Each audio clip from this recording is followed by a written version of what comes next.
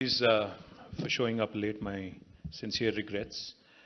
Honorable Minister for Agriculture, a very seasoned man and a man who we all respect immensely, Shri Niranjan Reddy Garu. Honorable Shri Subhash Desai ji, who is the President of IVPA, Mr. Bansal, Mr. Gupta, to the distinguished gathering, delegates from various parts of the world, Malaysia, Thailand, trade delegates from various consulates in Europe and even the continent of United States, to all the friends from the media.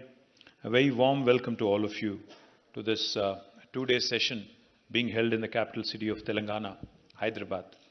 Before I talk about IVPA, let me welcome you all to this beautiful city of Hyderabad, which is a wonderful mix of culture, heritage, and new age vibrancy as well. This is a city, in fact, it's the fifth largest city in India, and a city which has got nearly 440 years of history and culture. So I urge you not only to spend time in deliberating at the conference, but also please do take some time out to visit our beautiful heritage structures, our beautiful cultural monuments. Enjoy the Hyderabadi biryani, which is world famous truly, which is to kill for and die for, if you ask me. And most importantly, please also take out your checkbooks and write some checks so that you invest in Telangana, in the future growth of this wonderful, wonderful state. Let me just give you a quick introduction of our state before I, again, talk a little bit about the subject on hand here on, oil seeds and other related sectors. The state of Telangana is the youngest state in India. It was formed in 2014 on the 2nd of June. For those of you who are from outside of India, the Constitution of India allows for the formation of new states and new provinces. So as a result, after a protracted struggle for decades, this new state came into being on the 2nd of June 2014, and we've been barely we've barely existed for about 8.5 years now. So we've done some tremendously interesting things, particularly for those of you who are not from Hyderabad or Telangana. I would like to give you a quick overview of what all we have done, what all we have accomplished in the last 8.5 years. We are just about getting out of the pandemic. I think very recently we've started seeing each other's faces fully. Until recently we all covered ourselves in masks and gloves and whatnot.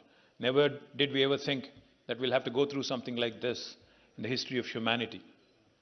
COVID has been an unprecedented pandemic, and I'm proud as a citizen of Telangana, as a minister of Telangana, that the city that you are currently seated in, Hyderabad, is actually the globe's vaccine capital.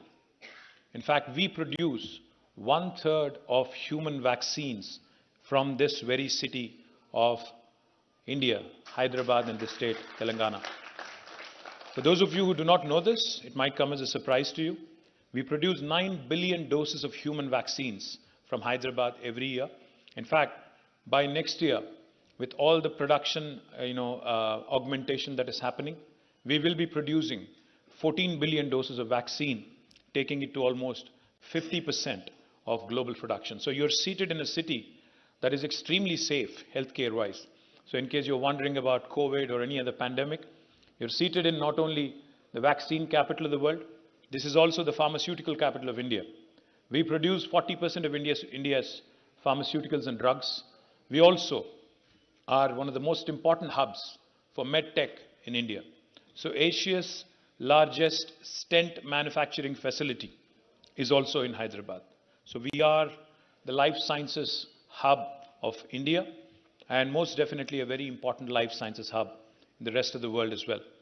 And not too far from where you're seated right now at this hotel, if you get out and if you travel a bit on the left side, you would end up in the Hyderabad Knowledge City and the Hyderabad Financial District, which is where some of the most prominent technology companies of the world have chosen to set up their largest campuses outside of their headquarters. The who's who of technology industry: Apple, Meta, Amazon, Uber, Salesforce, Microsoft, Google, Micron, Qualcomm, the list goes on. It's a huge, huge list. All of their second largest campuses in the world are actually here in Hyderabad, which is where you all are. So my humble appeal to all of you, please do take some time out after you are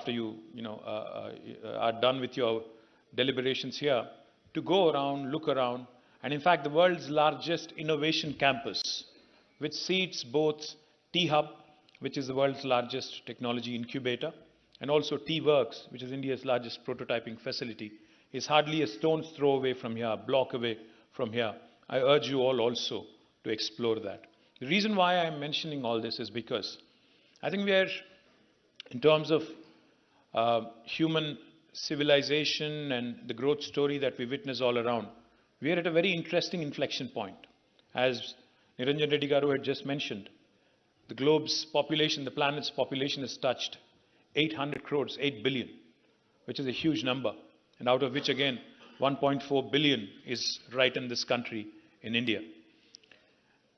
As the population grows, as the consumption grows, interesting challenges emerge, not only in terms of healthcare, not only in terms of technology, not only in terms of the points of confluence, but also in terms of our consumption patterns. So that leads us to the question at hand here: edible oils, and what can India contribute to the rest of the world, and what can Telangana do to the rest of the world as well? In Telangana, we've done some truly amazing things. And since we have some very distinguished chief executive officers, such as Mr. Gupta of Louis Dreyfus, we also have Mr. Sandeep Bhan of Sime Darby, of course Mr. Desai of Imami, and we also have several others who are, we have representatives from Adani Wilmar. We also have Mr. Sandeep, who's from Patanjali Group. We also